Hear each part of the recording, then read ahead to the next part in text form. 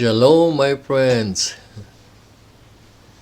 Grace to you and peace from God, our Father and the Lord Jesus Christ. Welcome sa ating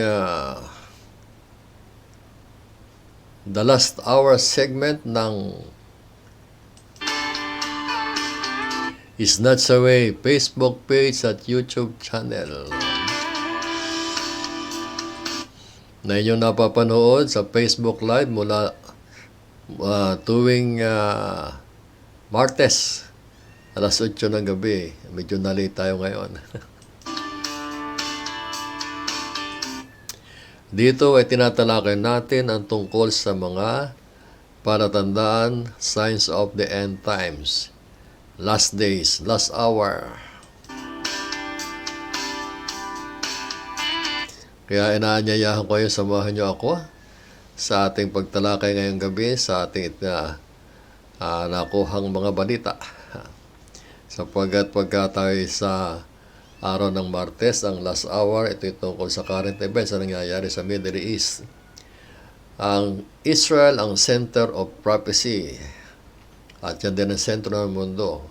Ang crossroad sa daan sa Asia, Europe at Africa.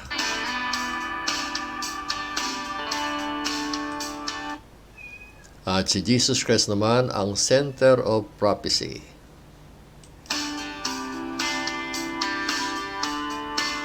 At bago tayo magpatuloy, iniimbitahan ko kayong panoorin, samahan niyo ako mula Lunes hanggang Biyernes sa araw-araw nating program, alas 3 ng hapon, ang Jesus is Forever.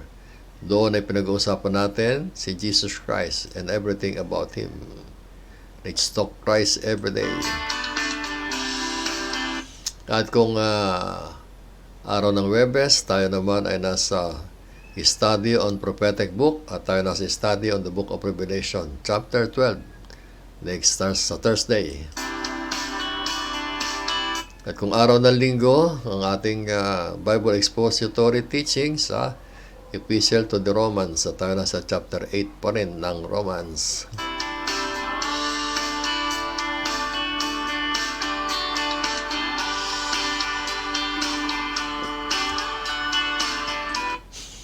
At ngayon, ating mahalagang paksa ay tungkol sa United Nations resolution that condemns Israel. May 3 resolution ng United Nations condemn ang Israel. Sa bagay, ang United Nations is bias sa Israel. At ang tatalakayin natin maya na.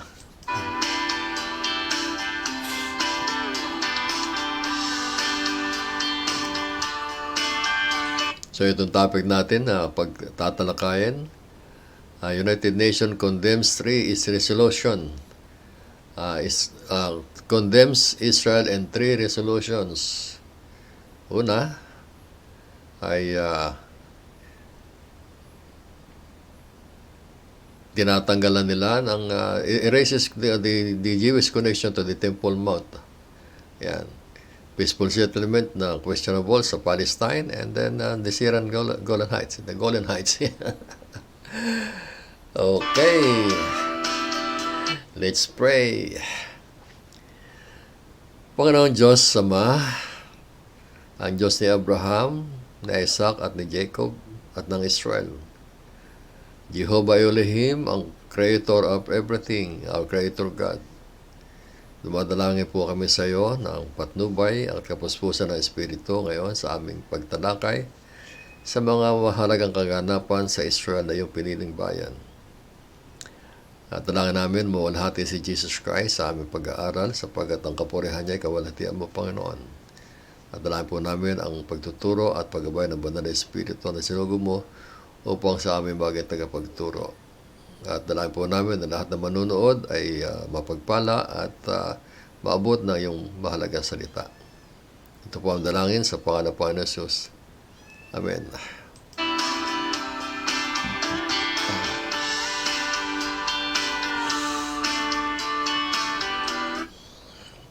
Mga kaibigan, Dito lamang nakaraang araw ay naglabas ng resolusyon ang United Nations na binutuhan ng 129 members. Ang bumoto ay mayroong nag-abstain at mayroon ding nagkontra, nagbito sa resolusyon. At itungkol sa Temple Mount, mga kaibigan. Yung Temple Mount ay napakahalaga nito sa Israel sapagkat 3,500 years ago, kanina na itong itinuturing na napakabanal na bundok. At nandito yung kauna-unahang temple na ginawa ni Solomon. Kaya ito tinawag na ito yung temple ni Solomon dito. At dito rin yung temple na nasira, winasak ng Romans noong AD 70. Kaya walang temple dito, pero napakahalaga itong lugar na ito sa Israel. Ayon sa kanilang pananampalataya, ayon din sa itinakda ng Diyos ng lugar na ito ay mahalaga sa mga Israelita. Kaya mga kaibigan, ngayon ay yung resolusyon ay inaalisan ng karapatan ang mga Israelita na magtungo at manalangin sa Temple Mount. Pangalawa, resolusyon na sinisisi ang Israel sa walang kapayapaan sa Palestine. At alam naman natin na kung ang Israel ay magbababa ng armas, mauubos sila. Pero kung magbababa sila ng armas, magkakaroon ng katahimikan sa Middle East. Ang lagay na lang sinisisi ang Israel. At yung Golan Heights, ito yung sa northern side ng Israel na nasa sa itaas ng ang Syria. At kapag ito ibinigay naman nila sa Syria, ay katapusan ng Israel sapagkat strategic na depensa ang lugar na to para sa Israel. At yung mga bagay na yan, mga kaibigan, ay kinukundina ang Israel. Samantalang noong panahon nito ni US President Donald Trump, sinabi niya na ang Golan Heights, ito yung bahagi ng Israel, ito yung Samaria. Tama. Na ito ay bahagi ng Israel. Ito yung pag-aari ng Israel 3,500 years ago. Ito ay pinangako ng Diyos kay Abraham. Pinangako ng Diyos yan kay Abraham. Ang lupa na yan ng Israel ay pinangako ng Diyos kay Abraham, mga kaibigan. Pero ngayon ay anong ginagawa? Ano nangyari? Ang Israel, dahil sa kanilang kasalanan, sa katigasan ng kanilang ulo, ay ang kanilang pagmamaktol, pagreklamo sa Diyos, at higit sa lahat, itong huling diaspora nila, yung huling dahilan ng kanilang pangalat, nangalat sila sa iba't ibang bahagi ng mundo, ay dahil sa kanilang rejection kay Jesus Christ. Hindi nila tinanggap si Jesus Christ na Messiah. Kaya nangyari, hinayaan ng Diyos na yung revolt ng Roman at saka ng Israel noong AD 70 ay nasira ang temple ng Israel. Nang lusubin sila ng mga tao ni General Titus at nasunog ang templo. At magmula noong AD 73 ay nawala na ni isang taong Israelita sa Jerusalem bilang pagdisiplina sa kanila, parusa ng Diyos sa kanilang pagtanggi kay Jesus Christ. Pero according to prophecy, alam yan, there is the scattering and regathering of Israel. Noong 1948 ay muling naging bansa ang Israel ayon sa kapangyarihan sa bisa ng UN Resolution number 185 noong November 29, 1947. Dahil sa ginawang Holocaust ni Hitler at yung Zionist movement na inumpisahan ni Theodor Herzl noong 19th century, at yung ding Balfour Declaration ng 1917 noong yung First World War, ay nagkaroon talaga ng pagnanais na magkaroon ng bansa ang Israel. Sapagkat saan man sila magpunta, sila ay inuusig, persecuted sila all over the world. Kaya nitong Second World War, hinihiling nila sa panguna ni David Ben-Gurion na kahit sa Uganda, bigyan sila ng lupain. Basta magkaipon-ipon lamang sila sapagkat talaga sila ay inuusig saan man sila magpunta. Meron silang identity bilang mga Hudyo, pero wala silang lupa. Pero ang pangako ng Diyos ay hindi niya bibiguin. At ang pangako ng Diyos, muling mabubuhay ang Israel. At noong May 14, 1948, ang Israel ay muling nanumbalik sa lupang pangako, the promised land, kay Abraham. Ipinangako ng Diyos kay Abraham ang lupa niyan. At muli, ang Israel ay nagsimula na magbalikan doon sa lupang pangako. At mag-umpisa noon, ilang oras lamang nakakaraan, ginera na sila ng Palestine, ng Arab nation. Ang totoo, wala namang Palestine na tao at wala namang Palestinian na lugar.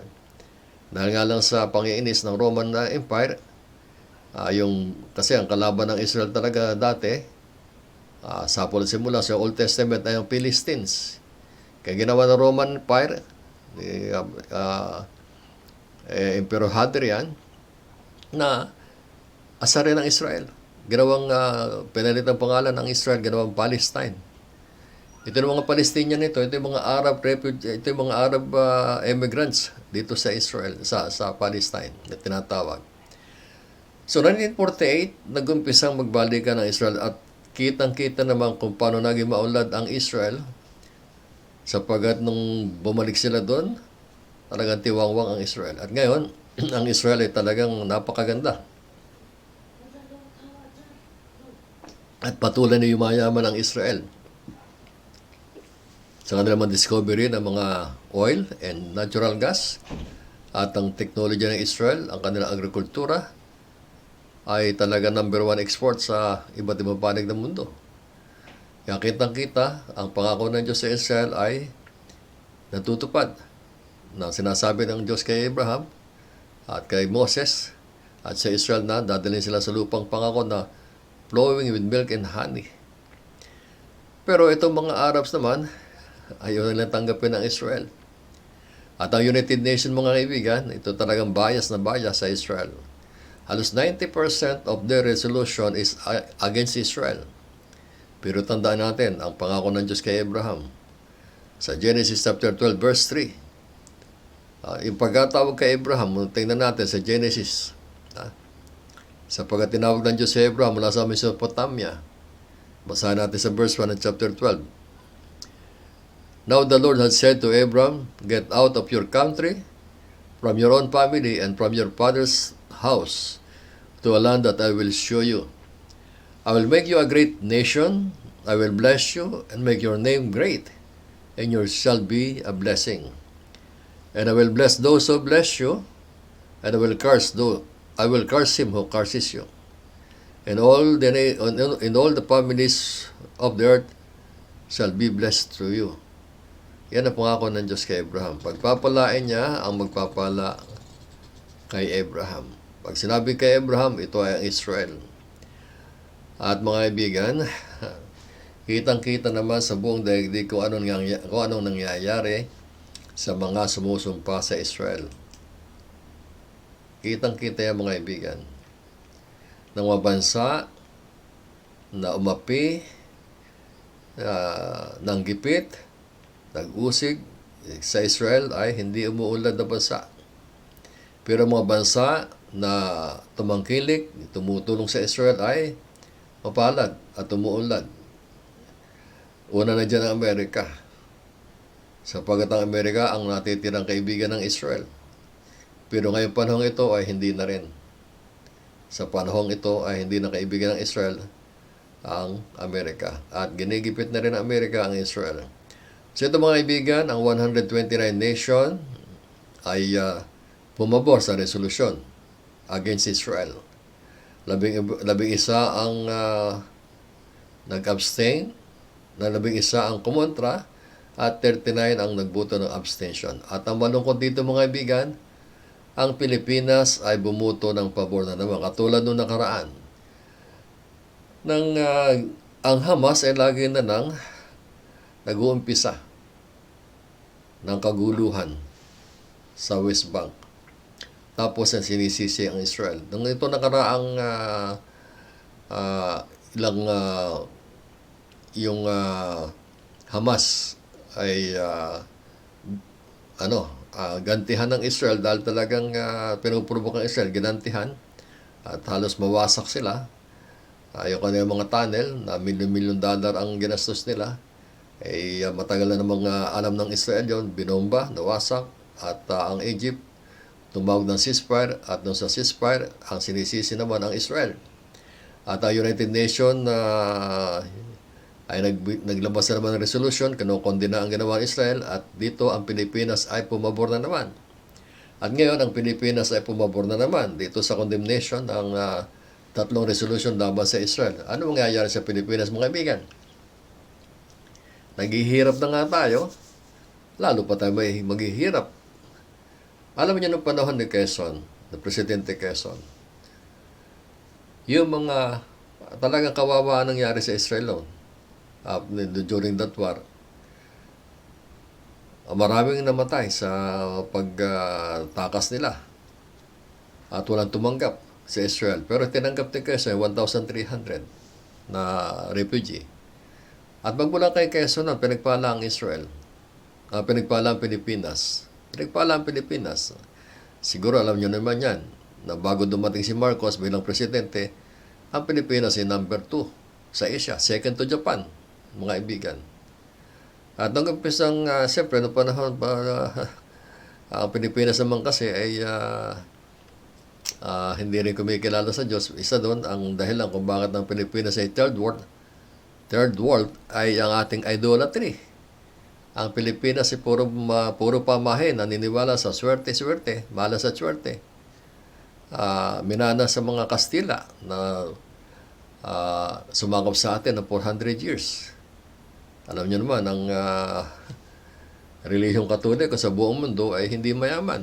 Magtataka kayo, mayaman ang Roma, mayaman ang Vatican, pero bakit ang mga bansang Katoliko ay may hirap? Tulad ng Mexico, katabi ng Amerika. Ang yaman-yaman ng Amerika, ang Mexico ay katulad din ng Pilipinas.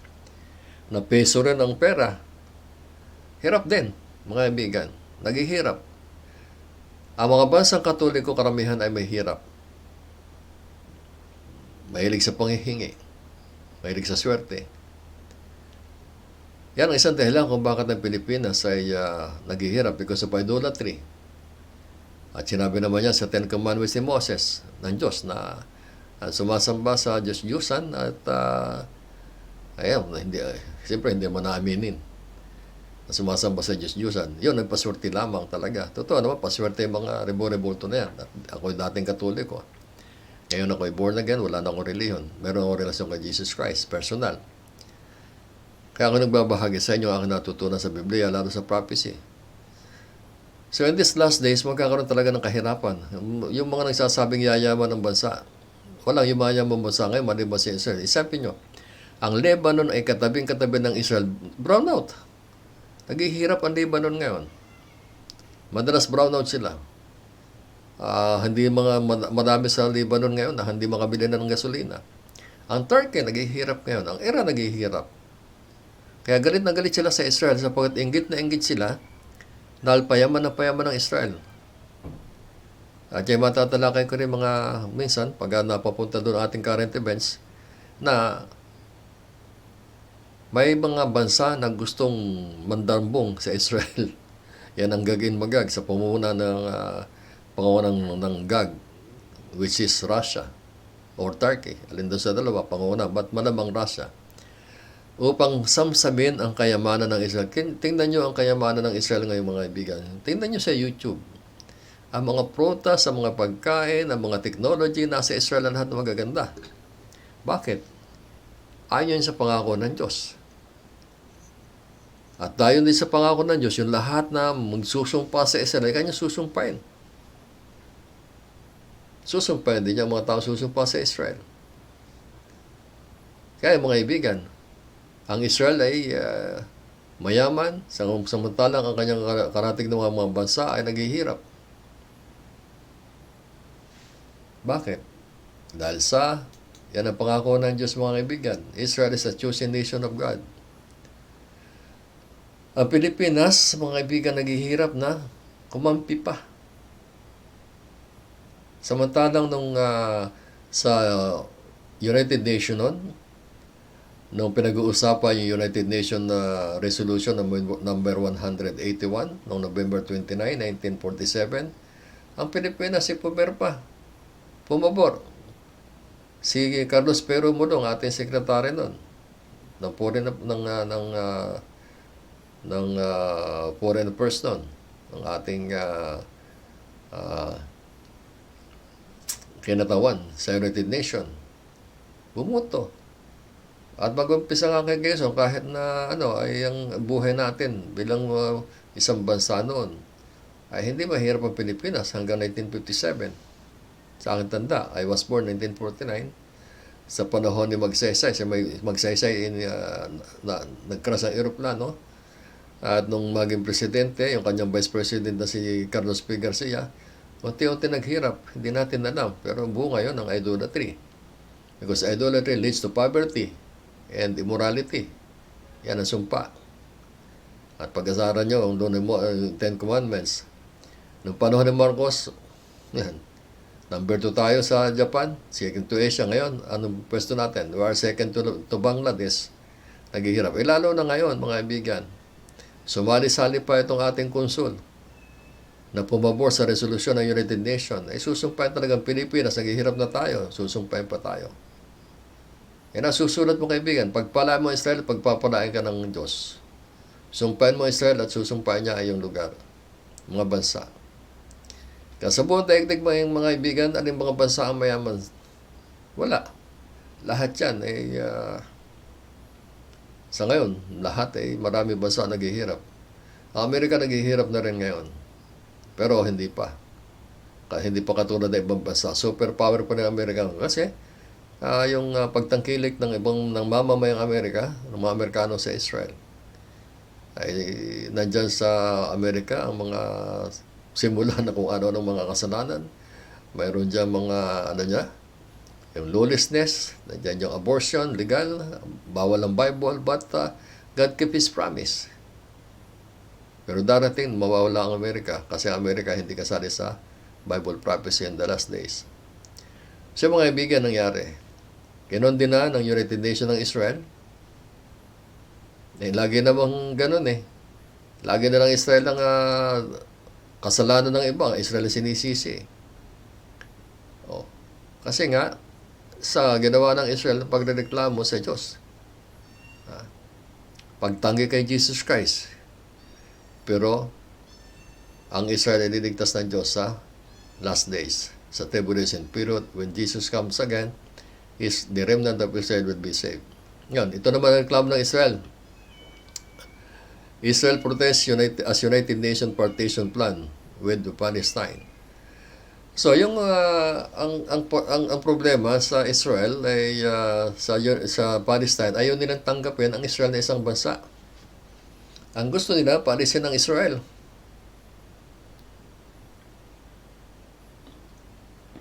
At ang kanilang bansa at ang Israel kanila na lamang.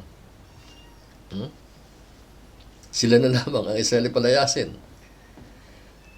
Anong panahon na sila naninirahan doon, wala pang Israel, ng hirap-hirap nila. Ang hirap-hirap ng Palestine. Tiwang-wang ang lupa. Nang bumalik ang Israel, yan, gumanda. Bilang pangako at ang mga Israelita ay maraming matatalino talaga. Gumanda ang Israel. Ngayon, nanggulo. At tinaarapat. Kaya, yung Palestine na yan ay pinagpala yan dapat Ang daming pera yung binibigay dyan daming donasyon binibigay dyan. Noong panahon ni Carter kasi, nag-umpisang bumagsak ang Amerika, panahon ni Carter, mga kaibigan. So, sa madaling sabi, it's another study. So, sa madaling sabi, para magkaroon ng kapayapaan ng Israel at ng Palestine, ay nagkaroon ng mga proposal to state solution, dalawang bansa sa isang lupa, sa isang lupain. Ayaw pumayag ng Palestine. Pumapayag naman ng Israel. Oh. Tapos nakikita din ang kayamanan ng Israel, sila naman naghihirap. Pero binibigyan naman sila ng tulong. Ang daming tulong sa kanila. Anong ginawa sa mga tulong sa kanila? Yung gumawa ng tunnel. At nandiyan terrorism. Lahat. At ang talagang gustong-gusto nila mawala ang Israel. Pero hindi mangyayari, mga kaibigan. Sinabi ng Diyos, bumalik ng Israel sa kanyang lupain at wala na makabubunot pa sa Israel. That is the promise of God sa Israel. Kaya mga kaibigan, hindi mangyayari yan. At ngayon, itong resolution ng United Nations na binibigyan ng karapatan ng mga yung the right to return. Kumbaga, wala pang two-state solution, wala pang bansa ang Israel, hindi pa nagiging bansa ang Palestine.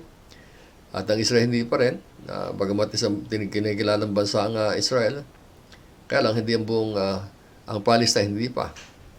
Ngayon, ang gusto nang mangyari ng United Nations ngayon ay the right to return. Magbabalikan yung mga Palestine sa Israel. Ang saya, no? Nung sila naninirahan sa Israel, ang hirap-hirap ng lupain. Walang tumutubong tanim. Ngayon, sagana ang Israel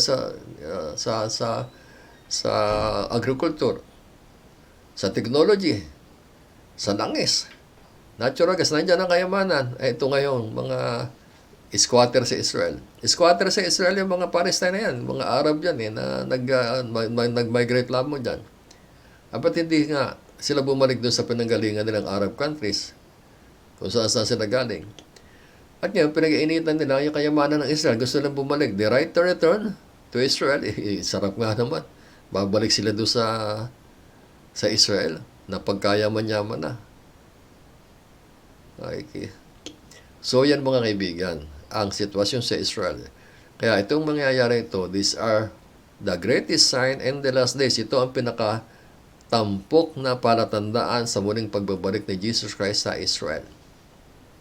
Yan nasusulat. At ang nasusulat, hindi mababago mga kaibigan. At isa pa, ang prophecy ni Joel, chapter 3, hindi niya pwedeng hatiin ng Israel. Hindi pwedeng hatiin ng Jerusalem sapagkat ang Diyos ang kalaban sa maghahati ng Israel. Hindi papayag ang Diyos na hatiin ang Jerusalem. At ngayon, ang Temple Mount na para sa Israel ay hindi na para sa Israel. At pinalitan ng pangalan. Pinalitan ng pangalan ng Temple Mount. At ginawa ang pangalan nila. Ano ba pangalan nila? Hindi na Temple Mount ang pangalan, kundi Haram al-Sharif. Na ito'y para sa Muslim lamang. Kaya nang ba lumitaw ang Muslim? 3,500 years ago, ang Israel ay piniling bayan ng Diyos. At ipinangako ang Israel na lupain para sa Israel. 3,500 years ago. Kailan ba dumating si Muhammad? Dumating si Muhammad in 7th century. At ngayon,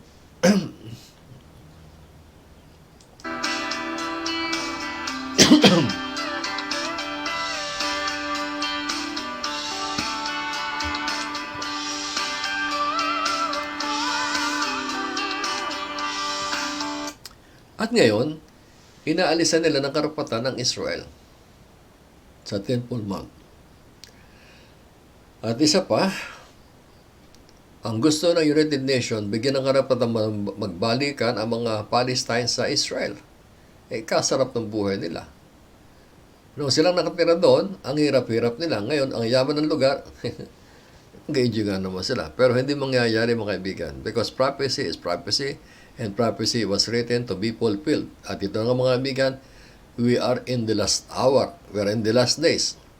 Nakitang-kita na ang mga palatandaan at ito isang bahagi lamang. Araw-araw mga kaibigan, manood kayo ng balita tungkol sa Middle East at hindi ko nga matatalakay lahat ng mga balita dito sapagkat ang program natin ay every Saturday, every Tuesday lamang tungkol sa signs of the end times mga kaibigan. But there are greatest signs. Ang pinakadakilang sign ay nang muling magbalik ang Israel sa kanilang bayan noong 1948. At ito ang last day, the last hour. Bakit tinawag na last hour? Sa pag nagditawan ng mga antichrist. All over the world, all countries are anti-Christ. Sino bang bansa ang sino bang bansa ang pumapabor kay Jesus Christ? China, Russia, Hindu, Buddhist, Communist. Sa Amerika, hindi na pinapabora si Jesus Christ. Wala. Bawal ang Bible. Bawal ang Bible sa public places. Doon lang pwede mag-Bible study sa church ninyo. Bawal ang prayer sa public school. At ang salitang Jesus Christ ay isang pagmumura lamang. Napapanood niyo yan. Kung gamitin sa salitang walang kabuluhan si Jesus Christ. Sino kakampi ni Jesus Christ? Sa Pilipinas ba, si Jesus Christ ba kinikilala ng Diyos? Kinikilala ba sa Pilipinas na Panginoon si Jesus Christ? Hindi. Sino bansa tumatanggap kay Jesus Christ? Wala. Mismong ang Israel nga, hindi tinatanggap si Jesus Christ na Messiah nila. Pero ipakikita ng Diyos sa buong daigdig, umpisa yan sa Gog and Magagwar, kung sa ipapakita ng Diyos na sa Israel, sa Russia, at sa communist and Muslim nation that God is the God of Israel. The God of Jacob, the God of Abraham is the God of the world, and the God of gods and Lord of lords and King of kings, no other than Jesus Christ. Mga bigat, it is coming. Hindi natin alam kung kailan. Kaya nga sinasabi ni Jesus Christ, nobody knows the day or the hour, so be watchful. Maghintay, mag-abang, sapagkat hindi ninyo alam kung kailan darating ang sinasabi ni Jesus Christ na kanyang pagbabalik. Una, magbabalik si Jesus Christ sa church. Ito yung tinatawag na the last days, ang huling panahon ng biyaya. Sapagkat tayo ngayon nasa panahon ng biyaya, we are in the church age, the day of the church, the age of the church, mga kaibigan. Pero tinatawag na day of the Lord, babalik si Jesus Christ para hatulan ng daigdig. Pero bago mangyari yon, magkakaroon muna ng rapture, kaya ang ating title ng ating Facebook page ay Snatch Away. Sapagkat ang snatcher ay hindi nagpapaalam kapag nang snatch, ang magnanakaw hindi nagpapaalam. The thief will not give you warning. Sabi nga, he will come as a thief in the night.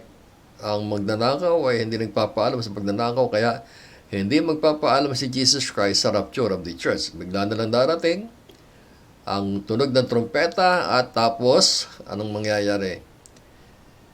Ang mga namatay, nananampalataya sa kanya, magkakaroon ng katawan, at yung mabuhay pa, ay kukunin niya sa himpapawid and to be with Him for eternity. That's the rapture of the church. No, walang signs sa raptures. Then after that, pagkatapos ng rapture, magkakaroon ng chaos, kaguluhan, tatayo ang Antichrist at magbibigay ang Antichrist ng peace solution. Magbibigay siya ng peace treaty between Israel and the Antichrist. Kaya magkakaroon ng kapayapaang pansamantala sa Middle East, yung false peace and prosperity sa Middle East. Sapagkat hanggang ngayon ay hindi pa talaga nagkakaroon ng kapayapaan sa daigdig. Mag-umpisa noong First World War, noong 1911, hanggang ngayon, walang bansang matahimik. Walang bansang matahimik. Walang bansa nakakaranas sa isang linggong katahimikan, mga kaibigan. Sabihin natin, nakaranas ba ang bansa ng isang linggong katahimikan? Wala. Walang tahimik na bansa ngayon. Sapagkat sinabi ni Jesus Christ na ang kanyang pagbabalik sa Israel ay parang babaeng mga anak. Pahilab na pahilab ang sakit ng tiyan at ngayon pahirap na pahirap ang daigdig. Hindi yayaman ang daigdig, mga kaibigan, maliban sa Israel na payayamanin ng Diyos. Pinapayaman ng Diyos ang Israel para mainggit ang mga karanig bansa upang sedusubin at girahin at kamkamin. Doon ang umpisa ng Gog and Magog. Kaya yung mga kaibigan, ang mangyayari. Hindi ko nga matalakay dito ang mga kabalita sa Middle East sapagkat ito lamang ang aking ang pinakita sa akin ng Panginoon pansamantala na isang program lang para sa last hours at Signs of the End Times. At ang Study on Revelation. Dati, yung aking column, yung aking program, ating segment na Israel Connection, tapos Exodus, talagang dahil sa katayuan ko, hindi ko pa kayang nightly. Bala ko gabi-gabi itong Israel ko is itong last hour. Pero meron tayong revelation. Ano pa rin yan? Prophetic. So yan mga kaibigan, walang nakakaalam kung kailan magbabalik si Jesus Christ sa church. Sa church. Pero alam na mangyayari, alam ang mangyayari after the rapture of the church, sapagkat pagkatapos ng rapture, magkakaroon ngayon 7-year tribulation period. Yan. Sa 7-year tribulation period, mga kaibigan, ay siyempre, makakalkula nyo na, after 7 years, babalik na si Jesus Christ sa Israel to save Israel. Sapagkat ang tribulation period is for the salvation of Israel, mga kaibigan, sa kaligtasan ng Israel. Hindi ng Gentile. Okay, yan ang mangyayari sa hinaharap. Kaya, mga kaibigan, tayo nasa huling panahon. At hindi po ako prophet of doom. At gusto ko, mga pagpalain tayong lahat. Kaya nga, tayo nag-aaral salita ng Diyos sapagkat ang sabi ng Diyos sa pamamagitan ni Jesus Christ, He came to give us life and more abundantly. Yun ang kay Jesus Christ. Mayroong mapayapang buhay, masaganang buhay. At ang mas kasaganaan na buhay, hindi masusukat sa kayamanan at sa lapi. Ang kagandahan ng buhay ay masusukat natin sa relasyon natin kay Jesus Christ na personal. At na wala kay Jesus Christ, walang kapayapaan, mga kaibigan. Yan ang problema ng mundo at ng tao, walang kapayapaan. No Christ, no peace, mga kaibigan. At ang rapture of the church, biglang mangyayari yan, wala nakakaalam kung kailan. At ang mga kasama lang sa rapture, yung mga anak kay Jesus Christ. Sapagkat anak kay Jesus Christ ay tinatakan ng kanyang espiritu. At alam ni Jesus Christ kung sino ang kanya. At yung mangyayari, hindi natin alam kung kailan. Nobody knows the day. Nobody knows the day or the hour. Kaya sabi ni Jesus Christ, be watchful. Be ready. Kaya sa ating pag-aaral ng prophecy, ang sabi nga ng mga Bible scholars, prophecy is not to scare us, but to prepare us. Kaya that's our joy, to tell you about the coming of Christ sa rapture. Sa bagay, nung panahon ni Noah, for 120 years, pinagtatawanan si Noah. Noah, walang baha na darating sapagkat hindi pa usok ulan. Tingnan nyo nga, after 120 years, ang pamilya lamang ni Noah ang naligtas sapagkat naniwala sila at gumawa sila ng Ark of Noah, malaking barko. At doon sila pumasok sa bangka ng umulan at ng mga hindi naniwala doon sa baha, nangamatay. So, ganyan mga kaibigan, I'm telling you, the prophecy was written to be fulfilled. At ang prophecy about the rapture was written and it's going to happen. Kaya snatch away ang ating title para malaman nyo na ang inyong lingkod ay nagbabalita ng magandang balita because the blessed hope is the coming of Jesus Christ in the rapture is our blessed hope. Our blessed hope. Yan ang magandang balita.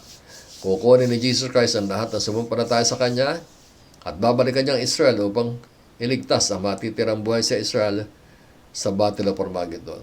Okay mga kaibigan, maraming salamat sa inyong pagsama sa akin ngayong gabi sa ating segment ng It's Not So Way, ang the last hour, huling oras mga kaibigan. Hindi ko ibig sabihin na ngayon ang huling oras, but ang huling oras ay darating, mga kaibigan. Sapagkat ang lahat ng tao nakatakot na mamatay, at pag namatay na hatulan na. Walang second chance after death, mga kaibigan. Kung maiiwan ka sa rapture, buhay ka pa sa tribulation, you have the chance for salvation. Kaya nga lang, it's very hard. Kasi kinakailangan mong, nako, hirap. Ang karamihan maliligtas doon, ayaw napugutan ng ulo sapagkat hindi sila nagpatatak sa Antichrist. At siya patuloy tayo nag-aaral sa Revelation, mga kaibigan, every Thursday. At tayo nasa chapter 12 na Revelation. Samahan niyo ako. Sapagkat ang nais ng inyong lingkod ay magbigay ng magandang balita at pag-asa sa lahat ng tao. Sapagkat ang tanging pag-asa ay walang iba kundi si Jesus Christ. At ang pag-asa ng lahat ay redemption of our body, rapture of the church ang pangako sa mga buhay pa natitira. At sa mga namatay naman ay resurrection, magkakaroon body ang mga namatay na kay Jesus Christ.